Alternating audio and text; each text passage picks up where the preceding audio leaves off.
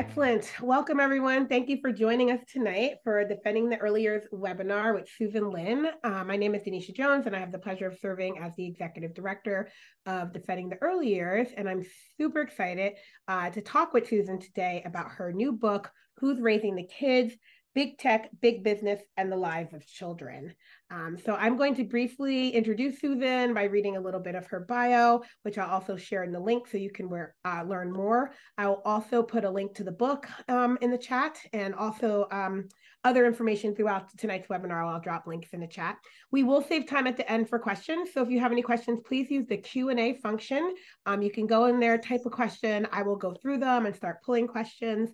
We do have the chat on, so you can communicate with each other and with us in the chat, and I will do my best to monitor that as well too. And as I mentioned, we are recording this, and we will send out the recording to everyone who registered, and it'll go out in our December newsletter. Susan Linn is an author, psychologist, and award-winning ventriloquist, a world-renowned expert on creative play and the impact of media and commercial marketing on children. Her book, Consuming Kids, has been praised in publications as diverse as the Wall Street Journal and Mother Jones, and helped launch the movement to reclaim childhood from corporate marketers. The Boston Globe called her book The Case for Make-Believe, a wonderful look at how play can heal children. Her work has been featured on Good Morning America, Today, 60 Minutes, Dateline, The Colbert Report, and the acclaimed Documentary Corporation. So I had the pleasure of working with Susan in her role as a ventriloquist with Audrey, and it was amazing. And she's been a friend of DEY and on the advisory board for many years. So I'm really delighted. She sent us the book and said, hey, let's talk about it. And then I got into reading it. And other than thinking, yes, my teenagers, I've sold their soul to the Instagram devil, I was really excited about how I can use this information with them, because given their age, I'm just going to talk to them about it, right? Like I do try and tell them, like, look at all your screen time and what's going on and how do you feel about that? And then think about what I might do differently with younger children. I was just really excited to get into this. So welcome, Susan. Thank you so much for joining us. Denisha, it's always a pleasure to talk with you. Thank you. So I want, you've been studying the impact of commercialism, marketing, and now tech on children's development for a long time. Can you tell us a bit about the inspiration for this book and how it differs or extends from your previous books, Consuming Kids and The Case for Make-Believe? Well, The Case for Make-Believe and Consuming Kids were published, a decade ago or more. And a lot of things have changed since then. Those books were written before the explosion of the new technologies, and also before of Citizens United, which, the Supreme Court decision that allowed corporations to donate huge amounts, unlimited amounts of money to candidates. So, society has changed, technology has changed. What hasn't changed are children's developmental needs, and the impact of big tech and big business on children today is even more powerful than it was, a few years ago. Absolutely. And more harmful. And more harmful. I mean, they found ways to advance all of the things that are making us addicted, and they're doing very good at it, and they're excited about it, and they want to roll this stuff out. And so, yeah, I always say I'm very thankful that I grew up before social media, before the internet, before the email. I do feel that I use it a lot, but I couldn't imagine if it was something that I didn't know. There was a time where it didn't exist, right? There was a time where it wasn't around. And so now that's not these generations, that's not their experience, right? They grow up from birth being tied to this stuff. Right. And that's why it's so important for people who work with parents, for the government, and for parents themselves to really be mindful and purposeful about how children are introduced to technology, and whether and when they're introduced. And basically, in terms of DEY's population, the early years, there's not a lot really that kids can gain from an immersion in the new technologies. I mean, the one exception to that might be video chatting with adults who are far away and who love them. But other than that, what they really need is a grounding in what the tech industry calls in real life. Yeah, absolutely. And I think it's hard. I see it with my young nieces and nephews, and I think there's this belief that, oh, it's making them smarter. I love the video series. I'm blanking on the name now, but there's this cute video series with this cute little black girl cartoon, and she's singing and dancing and doing the ABCs. I get it. It's beautiful, but I'm also like, she doesn't need to be, it doesn't make her smarter. It actually just makes her more trained on her eye to be on the screen, right? And so helping young parents recognize that, right? It doesn't mean smarter, it just means earlier addicted, earlier Gracie's Corner. That's the one. And I'm no shade to Gracie. It's a great representation of Black girls in cartoons and media. And I've watched enough of the videos to know they're super cute. But again, at what age, right? Not necessarily a toddler, not necessarily an infant, right? I would want to hold off on that a little bit longer. Right. I mean, really, I think it's around 3 when kids can follow a storyline that they might really start being able to benefit from good stories, or stories like the ones that you just described. And, it's not that I'm anti media. I mean, I worked with Fred Rogers. I was on Mr. Rogers' Neighborhood. As you know, I mean, you and I created video, programs to help kids cope with all sorts of things. It has a lot of potential, but the business model of the tech and media industries is just so destructive. Yeah, yeah. Well, let's talk about that. So, in Who's Raising the Kids, you outline many of the marketing and consumerism issues that are problematic, such as branding and commercialism, materialism, rewards, and bias in search engines and toy manufacturing. It's a lot of important information, but could you kind of summarize from your understanding why these things threaten optimal child development? The the primary goal of the tech industry is to capture our attention and our children's attention all the time. I mean, basically, what they want is all of us, immersed in technology 24 hours a day, basically. And that's because they earn their profits primarily through advertising. And so what they want to do is sell us and our children to advertisers. I mean, that's basically what happens. And what makes the new technologies even more successful at that than television was, and television was pretty successful, Yeah. is that they can gather huge amounts of information about us and therefore target the advertising directly to children and to exploit their developmental vulnerabilities, but also their individual vulnerabilities as well. And that's really troubling. Yeah, I mean, when you think about it, TV, to get on TV was to almost be famous, right? Like TV back in the day, right? You couldn't really, and commercials were so expensive that not anybody can have a commercial, but social media took all that away. Anybody can make a TikTok video and that thing can go viral and you can feel like you're famous, Instagram famous, TikTok famous, right? And so, I had this conversation with my son. He's like, no, really, mom, people are out here making money on TikTok. I said, I know, I totally get what an influencer are. I said, there are more people who want to do that than are people who actually do it. So let's get the backup plan, right? Just in case everybody wants to do. And yeah, you could maybe have breakthrough success. I don't know, right? But so there's that lore, right? That easy to go. The other thing that I thought was really interesting, and I know you've explored this, and other things that I've read is how much the children are now marketing for the companies. Like marketing was something that they paid for, but now they have you as just a kid who likes this sharing their product with all of your followers, and they used to pay people to do that, and now you're doing it for free and making them so much money.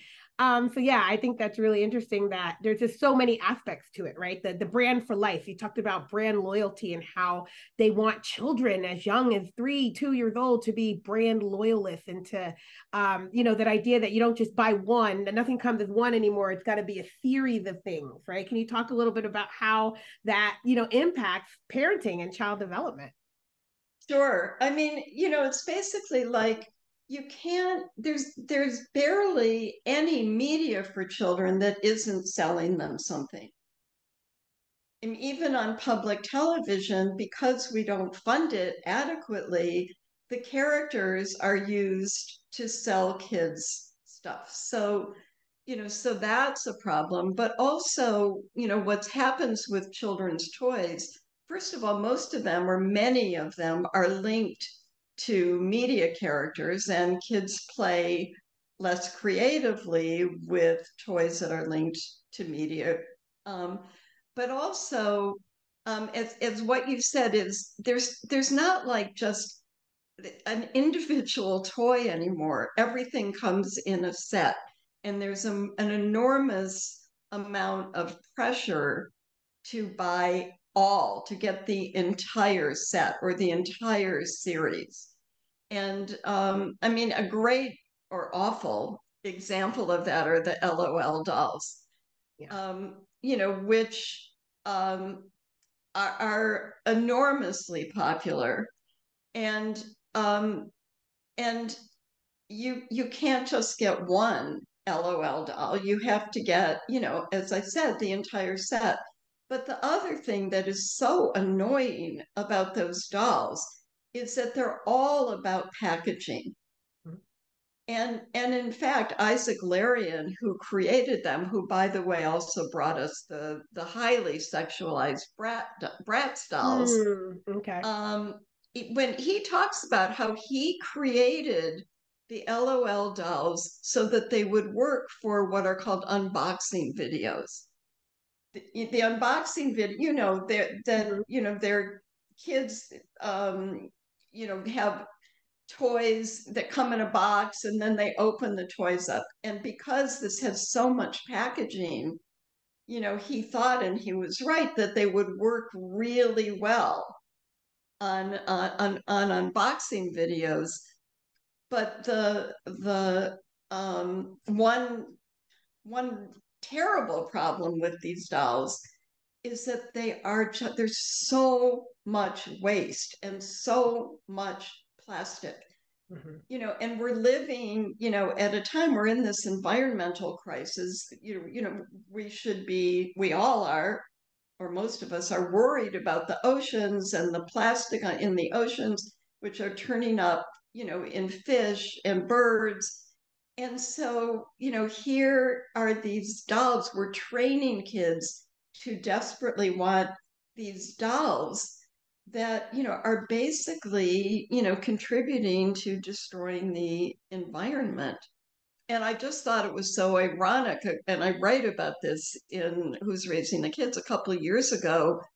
Do you remember there was the big climate march that kids organized? It was a climate day all over the world. It was one of the biggest protests ever. And then just a couple of weeks later, the American toy industry named the LOL dolls the toy of the year. And that kind of summarizes it. They were best selling, but as a toy goes, they're not particularly interesting as toys themselves. And I mean, as the saying goes, the best toys are 90% child and only 10% toy, right? The best toys can be used lots of different ways. The best toys basically lie there until somebody picks them up and does something with them.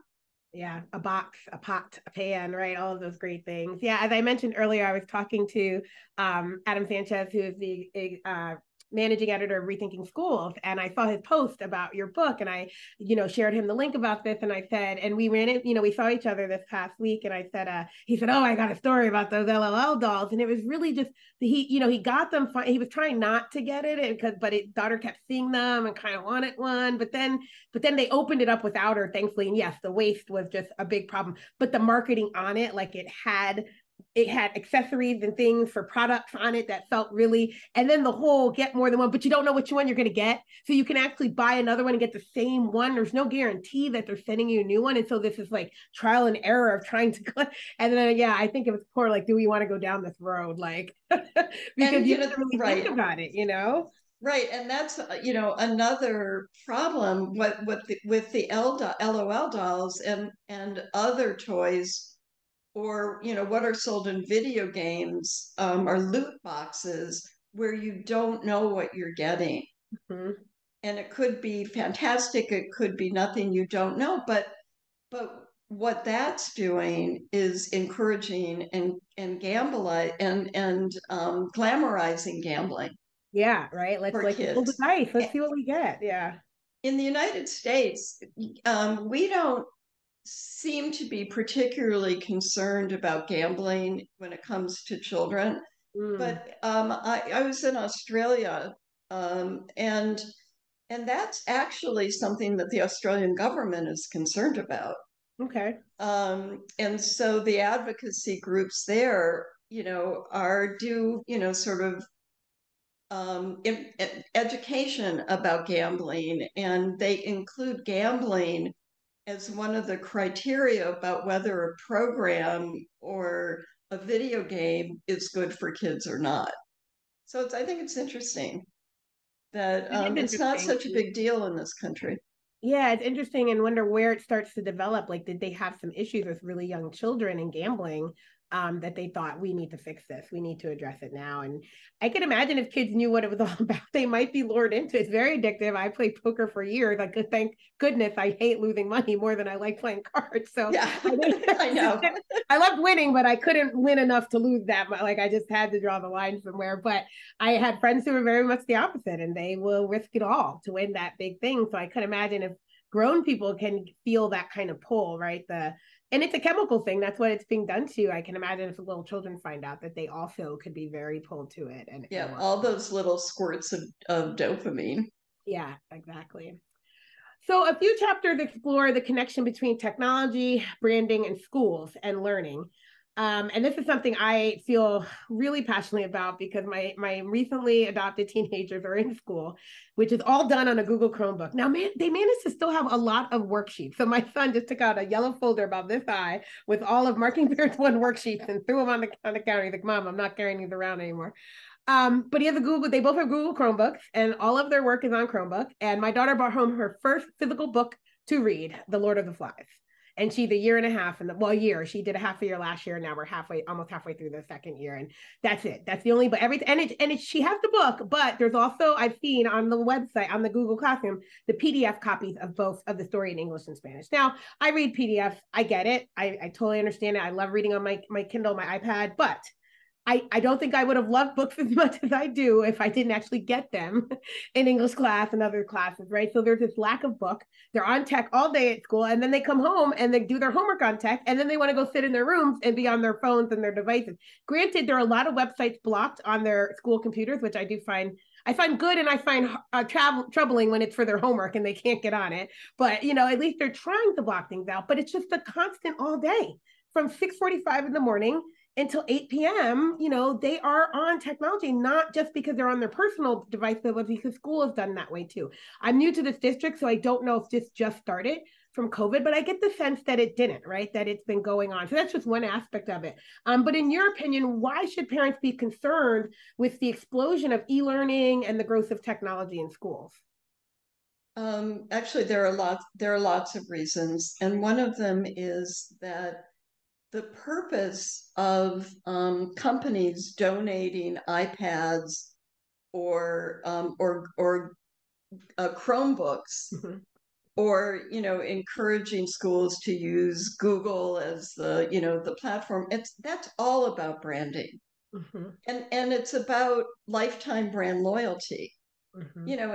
And that's people in the tech industry say, if you get a kid on your platform when they're young, they'll use that platform forever. And so that's really the reason why all of this stuff is donated in schools.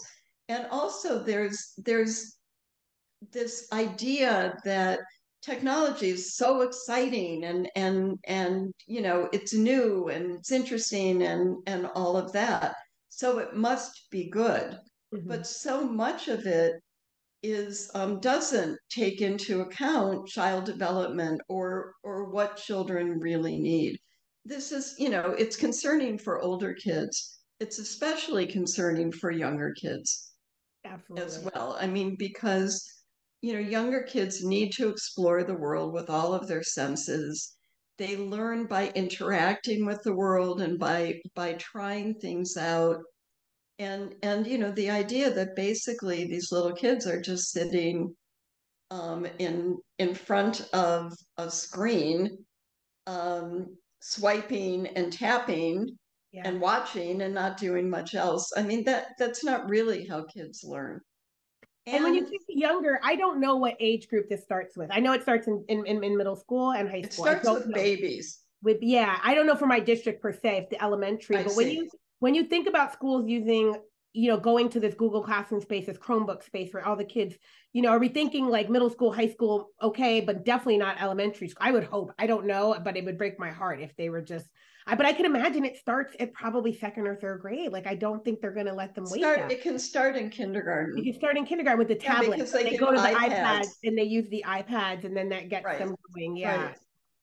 And the other thing, I mean, one huge problem with the Google technologies is that they collect information from kids. yeah, So basically they learn a lot about those kids. There's no guarantee that they're not selling that information to third parties or sharing them with third party vendors who then have all of this information, which can be used for targeted advertising, which is more powerful than just regular advertising.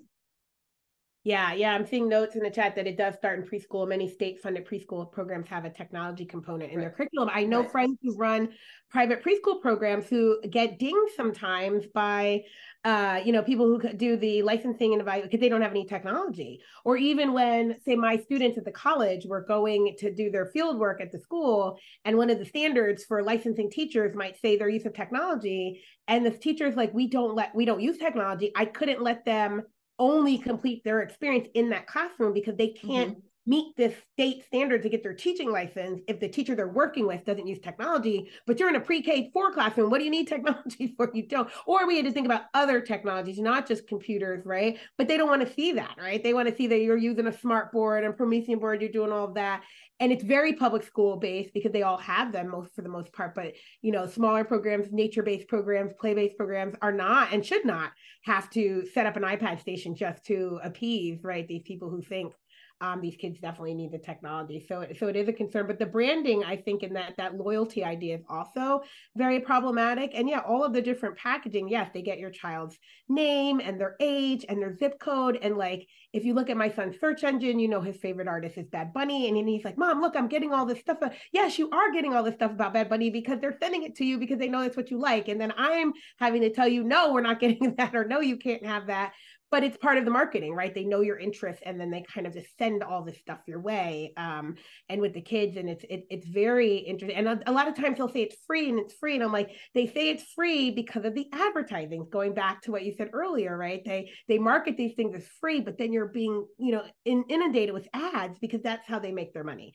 And the ads are enticing and they're hard to resist. And making plans to spend your birthday dollars this way. Right? And there are also, a lot of so-called educational apps for kids are what are called freemiums, which means they're supposed to be, they're advertised as free. I write about Prodigy, which is Yes. this awful math program, Mm-hmm. that's used in tons of schools. Yeah.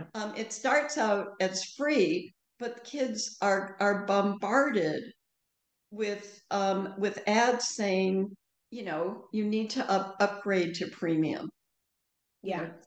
know, and parents are told the kids will do better with the premium one, which costs money. And now that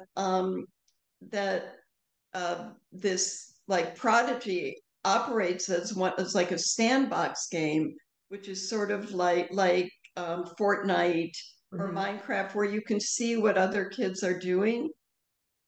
You can tell whose parents paid for the upgrade and whose parents didn't. Yeah. Because, with Prodigy, the kids whose parents paid for the upgrade can fly while, literally the other kids are trudging along on the ground. Yeah. Yeah, you did a You whole know, section or a chapter on the nagging, how this stuff gets kids harassing their parents for more and more. And I see this here, right? Like, you know, my when my son is playing this video game that he plays with all his friends and he wants more credit, it is for them to see that he has the credits to get the things. Like, I really feel like all this money, I don't know for sure that it goes to wardrobe outfits, which is really upsetting. I don't even think it makes you play the game better, it just makes you look but right. everyone can see what he looks like. So he very much wants to look the part and will use all of his money on that, right? He made me a promise that starting January 1st, no more money to free. He's seen now where it goes through on his own debit card, and he's annoyed that he has no money for anything else. So he promises, we'll see. Oh, But good. it Yeah. puts you in, and then that's a big social class issue, right? Like, you don't have the money, you want to play the game and feeling some kind of way, and you're always haggling your parents and making them feel some kind of way. And then next thing you know, this game's getting 22 of your hard-earned dollars, right? And then it gets Right. more because once you do it once, they're going to want it every time, right? It's Yeah, that. and there have been, media stories about kids spending thousands and thousands of dollars. I wouldn't be surprised, Susan, if since we've been home over the year, if it's I Sure. looking because it was really, it's like $22 a week, but that adds up. I It's know. just I like know. I felt so bad. I was like, I can't actually go back and do the math because I'm sure it'll just break my heart. But yeah, it's definitely an issue. So thinking about other social issues, when people talk about race and technology, we typically hear about this digital divide, which claims that kids of color are on the losing end of technology, and that it's a justification for giving them more screen time, right, so that they can play catch up. But in the book, you talk about bias in technology as a real concern. Can you tell us more about how bias shows up in technology? Yeah. Sophia Nobel, wrote about algorithms of oppression and Mm, wrote about Google search and how incredibly racist Google search was. I mean, she had the experience of of searching for Black girls, just putting in Black girls and then getting basically prostitutes mm-hmm, and which is not what happened when she put in white girls. mm-hmm, So I have a chapter about racism in the book, um, and as I was writing it, I had bought an Echo Dot, which is the way that kids can reach Amazon. mm-hmm, I mean, Amazon Kids, and I bought it just because if I was going to write about it, I figure I need to know what it did. mm-hmm, And I woke up one morning and I thought, Alexa is a search engine. And so I'm going to see what Alexa has to say about African American girls or mm-hmm, African American boys. So I went down to my kitchen and said to the little Echo Dot, I said, Alexa, what are African American girls? And it said, African American girls are the fastest growing segment of the juvenile justice system. I honestly, I nearly fell off my chair. mm-hmm. And I couldn't believe it. So I asked again, and that's what it said. And then I said, well, Alexa, what are African American boys? And it said, it was a little garbled, but it said there are boys, and many of them are African American, and they have trouble with learning and with reading. So basically, Alexa was telling the child I was pretending to be that African American children are either bad or stupid. Mm-hmm.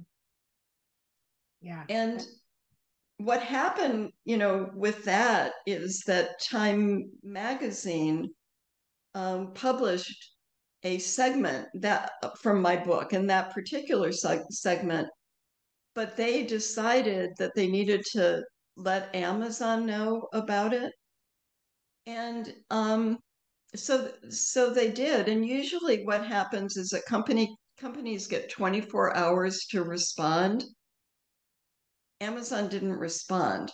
Mm, And so, but what Time said was, okay, we need more time. We know people at Amazon. We're going to go to them directly. And the publisher and I waited for a week for them to get back to us.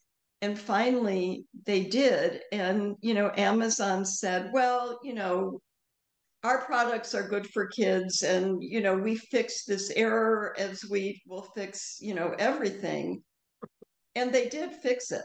I mean, Okay. Alexa doesn't say those things anymore, but what I realized is what they did is give Amazon time to fix it. So by the time the article came out, that's not what people were finding on Alexa.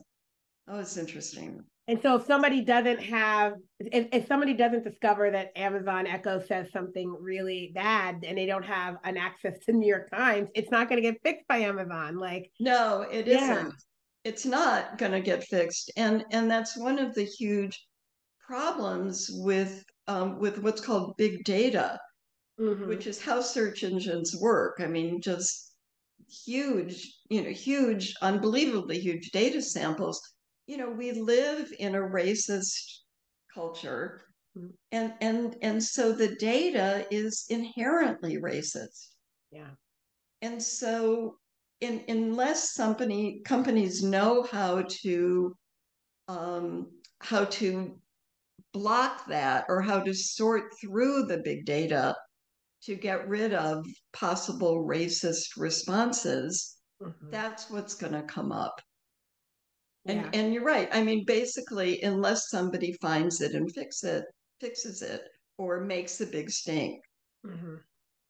But yeah, so it just I love how you said that, because it's logical if you think about our society. That's what people think of African American girls, and that's an African American boy. So they wouldn't realize that that's what's going to come up. And some people might be like, "Well, it's true." No, it's not true. First of all, it's just. And I went. It sounds like it was reading the top part of the first Google search entry. I don't know if they're connected, right? But like, because you go to the search engines and you put in things and you just never know what's going to pop up, right? But we also Right. know that's a game of who's willing to have their stuff pop up first, right? I am in the website design business for my job, and SEO optimization is a thing that I hate to think I about. know. But it's a big deal that if you want to be in the Google race to get Google search engine to know you, you can own that market, right? If you're big enough, if you're a company and you're willing to play all the games and do all the things, then you'll be that first thing that comes up in the search engine, which is why I skip all the first few things that come up, because I don't want those. I want people who did not manipulate Google to be number one.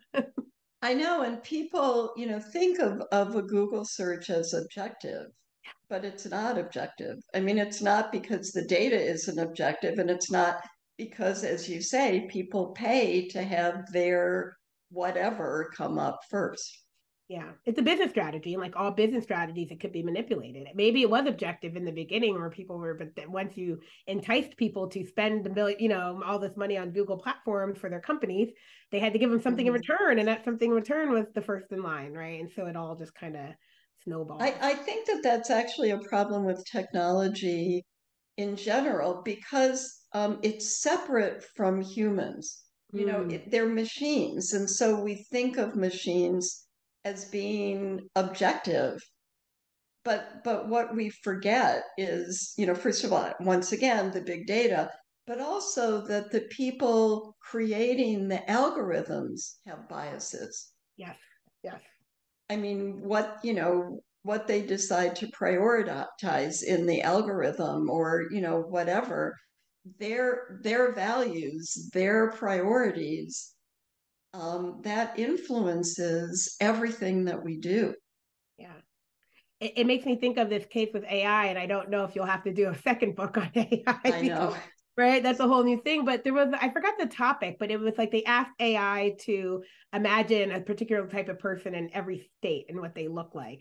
And at the end, it was like AI thinks all these people are white because everybody across the state were just white people. And it was just kind of like, but is that AI, or is that the person who made the AI who also thinks that? Or AI is like, yeah, I'm smart enough to know that Americans think of everyone as white, so I'm going along with it, right? And so it's definitely going to be issues, or even now with like the music, right? There was a big issue with someone making an AI of a song from a famous person, and everyone getting upset, but not being able to tell the difference, right? And I can imagine AI being used in schools, and children making AI friends. We went from imaginary friends to maybe AI friends, right? And all of these other different things that we're going to have to deal Right. with.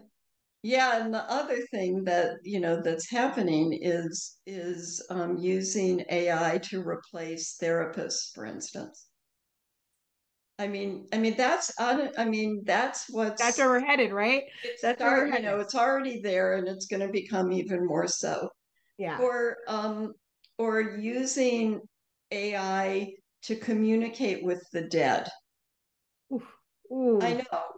know. It's sort of like the seances, in the late 19th century. Yeah.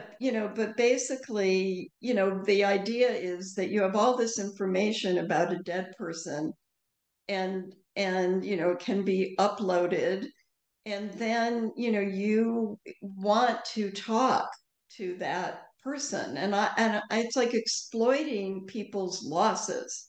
Yeah. And Yeah. so um like the like one marketing technique that a company used is there's this woman whose child died, and she really felt that she needed to apologize to the child. Mm. So through this company, she went into the metaverse and met an avatar of the child and apologized to the child, and the child accepted her apology. I mean, Wow. the that's so first of all, it's creepy, Yeah. but Yeah. also the implications of that are just so disturbing about Yeah. what's important. Is truth important, or is just feeling good Yeah. important? Yeah, Yeah. AI is going to change everything. Everything. It just opens up the possibilities for so many things that we can't foresee and maybe don't want to, but once we do, we'll realize that's not what we wanted, but it's a little too late to go back, right? Right, But right. that's the thing about this stuff and with the tech stuff. Once you open it, you can't go back. My daughter was watching a video on cryptocurrencies for her economics class, and the ending, the guy, the banker, they said, "Well, why are you believing in this thing right now?" He's like, "It's like the people who 20 to 30 years ago, if they didn't invest in the internet, they'd be in the Stone Age, right? Banks have to realize this is happening. This is happening now. We either get with it or we're going to be in the Stone Age." And I was like, that's a really interesting, because once you unleash it, the technology, you can't put it back, right? And it can go off on its own Well, many different yeah, ways. but that's an argument that the tech industry uses all the Mm-hmm. time.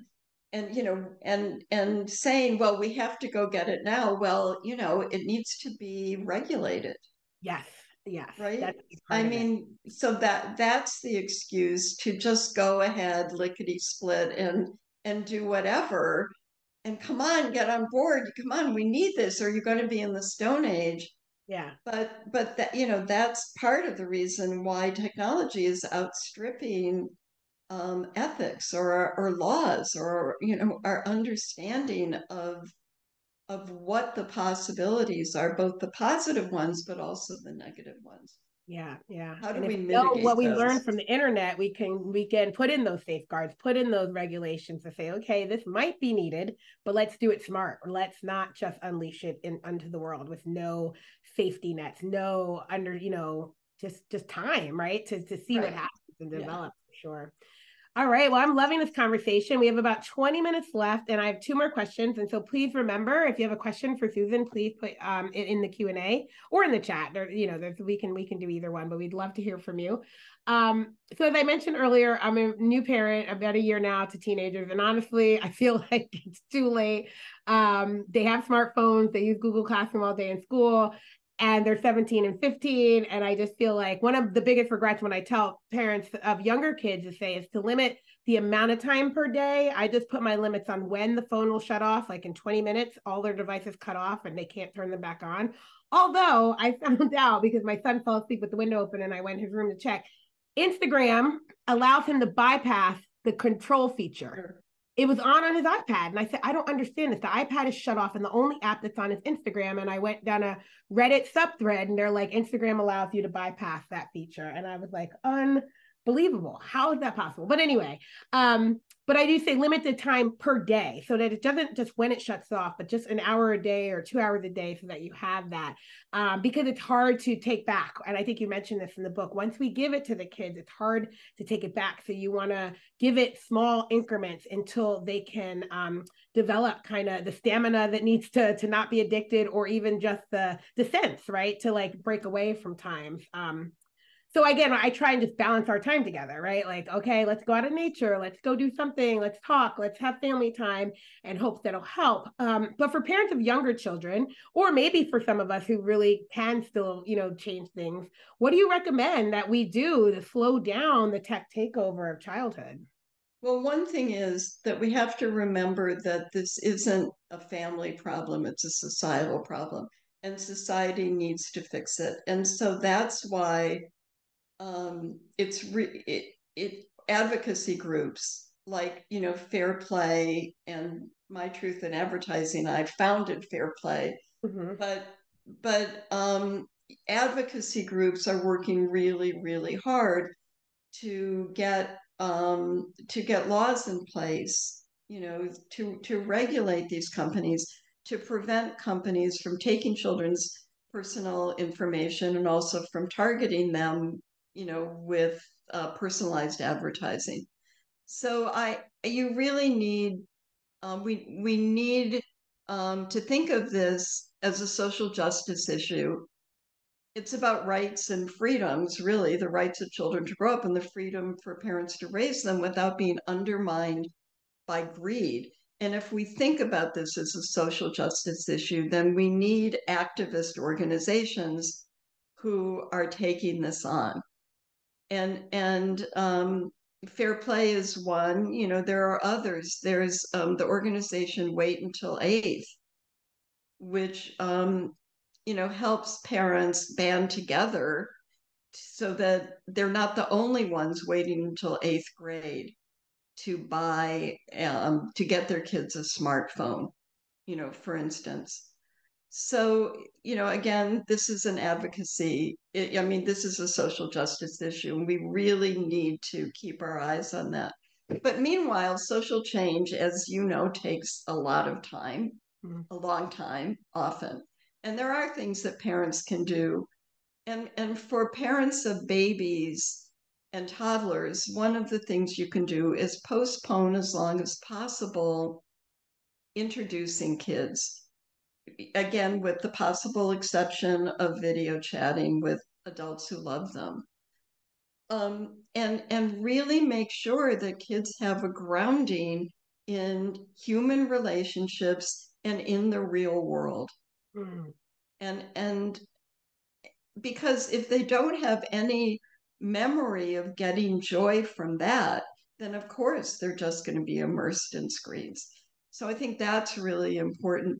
But for older kids, one thing that families can do is carve out times when no technology is allowed, either for kids or grown-ups. Mm. Family meals. I Yeah. mean, family meals are important anyway. It's how kids learn to converse. It's often how kids learn about the family history, things like that. So make sure that phones and television or whatever aren't allowed at your family meals, even when you're going out to restaurants. Because often, I go to restaurants now and see whole families, just on their phones, not Mm-hmm. talking to each other. So that's one thing that parents can do. Also, parents need to watch their own phone use. And one of, first, we are, our kids' first teachers. Kids model what they do after us. And if we're on our phones all the time, they're going to be on their phones all the time. So that's another thing. Um, Families are doing things like at least one evening a week where they do things that they enjoy doing together. Maybe it's doing a puzzle, or maybe it's, if you have access to nature, going for a hike or going Mm-hmm. for a walk if it's safe in your neighborhood. That's Yeah. another thing that parents can do. Also, try to find other families who share your values, it's hard to do this alone. If you have other families with kids who share your values, then in a way you're protected about, a child coming home and saying, I'm the only one in my class who doesn't have a blah, blah, blah. So I think, I think that's really helpful also. Yeah, I love that. I love that parenting of the village mentality. I know my friends whose daughter, they're getting to that age that all the parents in the friend group made a group decision that eighth grade would be when the phones, and they would be limited. They wouldn't just be full smartphones with everything. They would not. And then they're even trying to pace out the social media, because if one girl gets Instagram, then all the girls need Instagram. So how do we delay this? And I think it's smart to make that decision amongst yourself, so you don't have the competition and everyone's experiencing it the same way, and you can limit it as long as you can. That's really good advice. And yeah, just finding the time. This summer I want to find, I mean, I don't want us to be by ourselves, but if we have to we will. But I want to find a camp where we can go, and there's one building with technology. I can go in there in the morning, check my email, fire off some messages, and they can go in and too and check their emails and fire off some messages, whatever. But that's it. Then we leave that building and we spend the whole day, no technology, nothing buzzing, nothing vibrating. We're running around, we're having fun, and be at your leisure. Lay at the lake and stare at the clouds if you want, or go horseback riding. There's got to be something out there like that. Yeah, yeah, And I yeah. want to do it too, because I am just as addicted as them. If I can be Sure. on my phone all day, I will too. And I say it's my job, and it is, but I want to also have to go to one private space for it, not have it around us all the time. I think it'd be so good. I think they would see that's how they were in the beginning, because they didn't have it, and they would just do arts and crafts, and we would be talking and play games. And now they look at me like, I don't want to play a game with you. And I'm like, come on. I know. And you're right. I mean, we're all addicted. Yeah. We're all, I mean, I know I certainly am. Yeah. Yeah. So let's talk about those societal changes. I do want to share this quote you make towards the end. You say the tech, toy, and entertainment industry's practice of monetizing childhood is a problem for all of society that can be solved only through social change. So what can we as a society do to support families and children as well, and support each other? It's not, the companies are coming for all of us. They don't care our age, our gender, or if we have a child or not, or if we are a child. They just see dollar signs when they look at us, right? The tech industry needs to be regulated the way that utilities are regulated. And there is hope that that could happen. Mm-hmm. I know that there is a bill in Congress, in the Senate, that has, I think, 48 senators already on it, that would significantly change how social media companies can target children. So it has to happen both on a national level, but also on a state level. And one thing that's really exciting is that all these states attorney general, or state attorneys general, I can never remember which it is. Mm-hmm. But anyway, a whole bunch of states have sued Meta Mm-hmm. for Instagram, and that's a really, really big step. I mean, for the first time, there are people, increasing numbers of people in government, who are concerned about what's going on with technology and trying to do something about it. I think that's really encouraging. But I think also what we need for babies and toddlers, for really the youngest children, we need a massive public health campaign about what children really need, about what really is educational, what really is good for them. Um, and I mean, if you go to YouTube and you put in videos for babies, there are tons of them aimed at babies, and they're called sensory videos now. Mm. Sensory is, that's Yeah. the buzzword. And Mm-hmm. these videos, or they claim to teach babies to talk, when in fact, what the research shows is that babies can't learn to talk from a machine. They Mm-mm. can only learn in relationship to a person. And I think So it's so important, because you said something in the book about how the artificial noise will actually delay child's verbal speaking ability, oral speaking, right? They're not, because it's being made for them, and it actually takes away the innate ability to make noise. I mean, I don't, these people, yeah, whether they know it, they're trying to bury it. I'll claim maybe they don't know it, but I'm afraid they know it and they're trying to act like it's not true. Right? Yeah, I know. I mean, it may seem naive of me to think that a public health campaign would help, but parents, they're not getting honest information. They're getting information from the tech companies. Yeah, yeah. I saw the ones that are like moving. It's like a black screen with white blobs that move. And I'm watching my this baby I'm around, I'm watching him track the screen. And I think his parents thought, oh, this was so cool. And I was like, okay, turn that off. And I read a book. And then I was like, look, he's tracking the screen too. But you know what he can actually do? He can reach out and grab this board book. And he can't do that with the screen. And that is more important at this age. He can track things you put in front of him, but it doesn't have to be a TV, right? Because that's limiting what his understanding of the physical world too, right? Like that when he reached out and grabbed that hard book, that was a lot of neuron firing there in the connection, that there's noise coming out of my mouth, there's pictures in front of me, and I can physically touch something, right? That's he wouldn't have gotten just looking at the screen. And also what the research is showing, that a lot of screen use for kids under the age of 2 is causing brain changes in areas of the brain that deal with executive function and self-regulation. Yeah. And also there's behavioral research showing that kids with a lot of screen time when they're very young have problems with executive function or of self-regulation. Those are two of the most important skills. Yes. I mean, aside from empathy and being able to love and all that, but certainly for success in schools, those skills are so critical.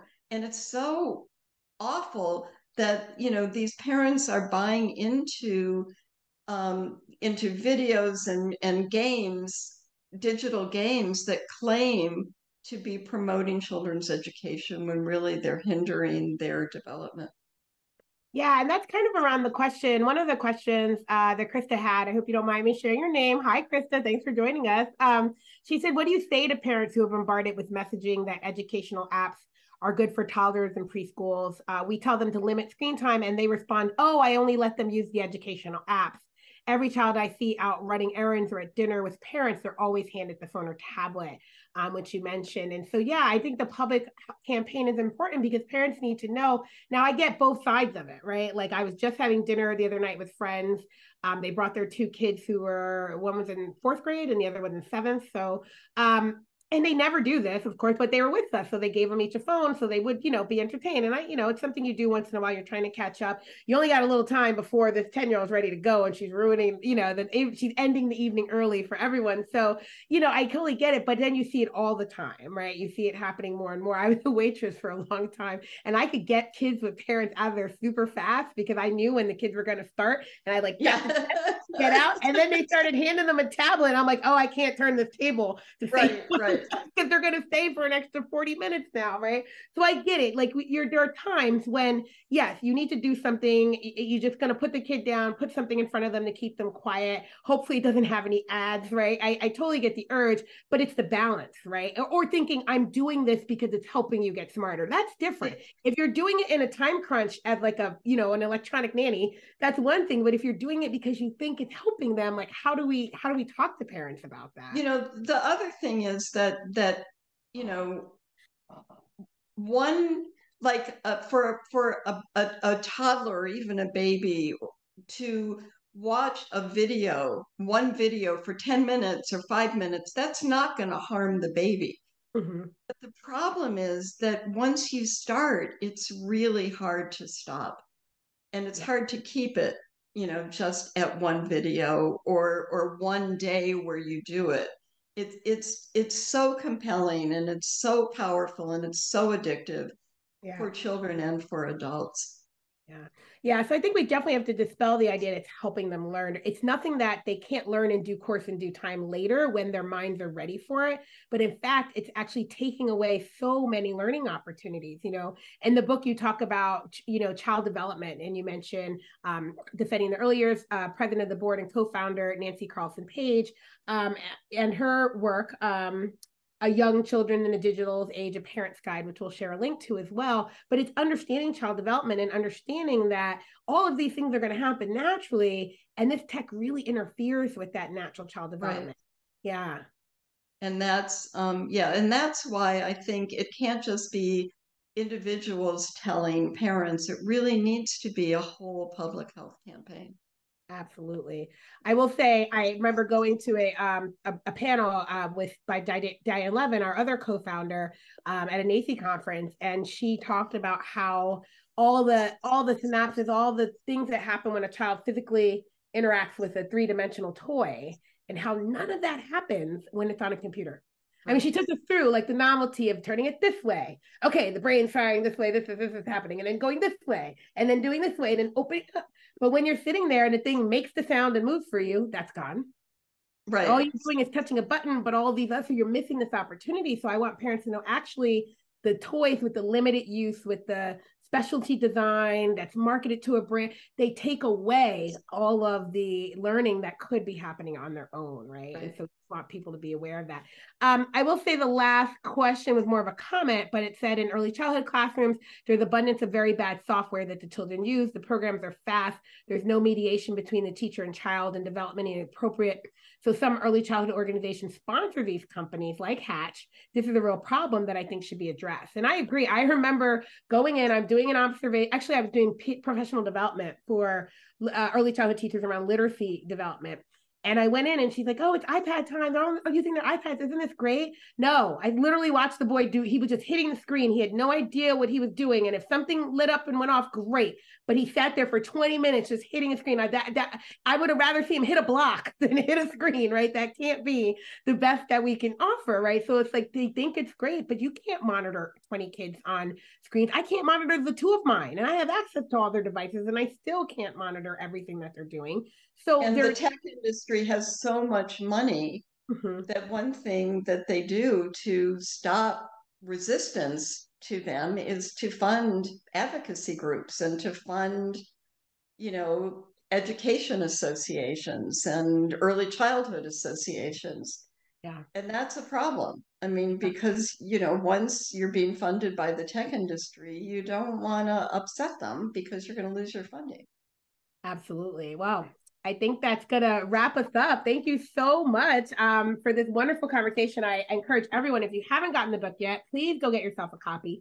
Or if you want to get a gift copy, I just put a link to donate to DEY. And if you become a monthly recurring donor at a minimum of $25, you can get this book for free. We will send it to you because we thought it was that great that we added it to our list of free books for new monthly donors. We did get one new monthly donor. I don't know which book she got, but we're hoping to get some more. And our donations are being matched by a donor through the end of the year. So that $25 donation you'll give us every month will be matched for $600 right away. So we really want to thank you, Susan. This is great. If you haven't checked out the videos with Audrey Duck, please go to the DEY website and also Susan's website. Audrey's one of my favorite ducks that I get to have a conversation with, and hopefully we'll again soon. And just thank you so much. It's extremely well written, such a great read, and it's just something that everyone needs. And even if you feel like I have, like you've already sold your kid's soul to the social media devil, it's not too late. You have these conversations with your kids, share some of the data with them and see what they say and what they think about it, and engage them on that level. I think they'll appreciate it. So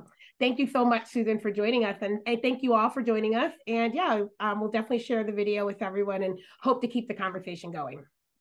Thank you, Denisha.